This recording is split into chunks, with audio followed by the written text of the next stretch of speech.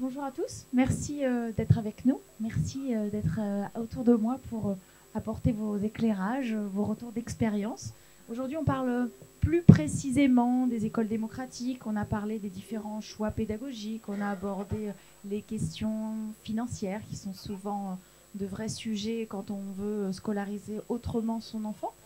Là, je suis très contente parce qu'on a encore des représentants de l'éducation nationale qui sont avec nous aujourd'hui pour aborder ce sujet, mais pas seulement. On a aussi des porteurs de projets d'écoles hors contrat, des écoles à pédagogie, disons, des écoles libres, démocratiques.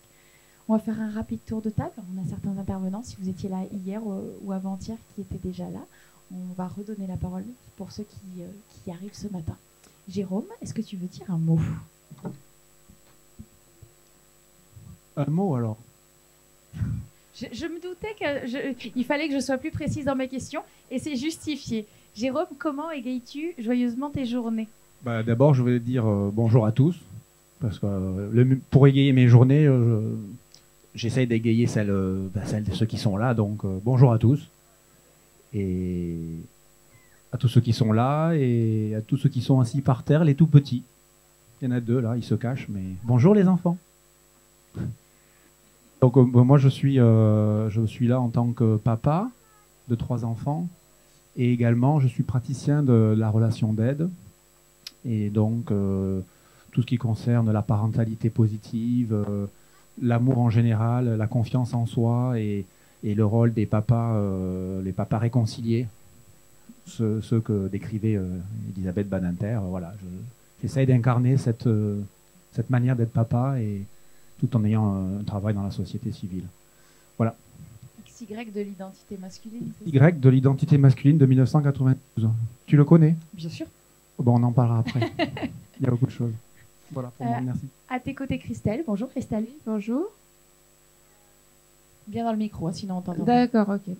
J'ai jamais parlé dans un micro, donc du coup, voilà, c'est une première.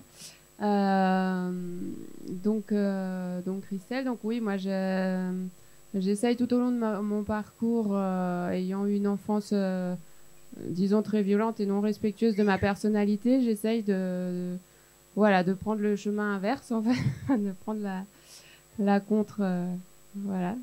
contre-chemin, quoi, entre guillemets.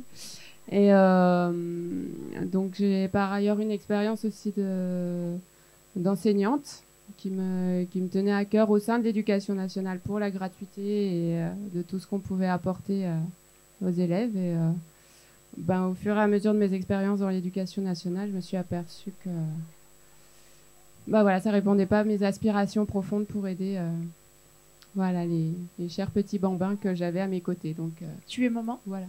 Oui, je suis maman depuis 16 mois.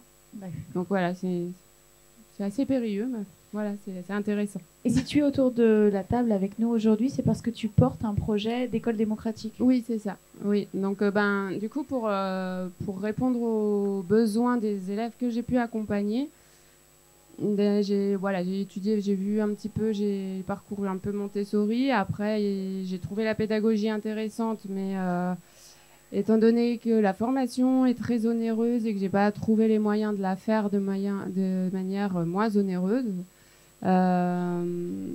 du coup, j'ai regardé ce qui se faisait d'autre et puis petit à petit, la vie m'a amené, je trouve, de plus en plus précisément sur les écoles démocratiques. Donc voilà, et c'est, je pense aussi quelque chose qui m'a interpellée dans le sens où je pense que c'est une école qui m'aurait vraiment, vraiment bien convenu en tant qu'enfant, quoi. Donc, on va en parler après. Voilà. On va en parler après.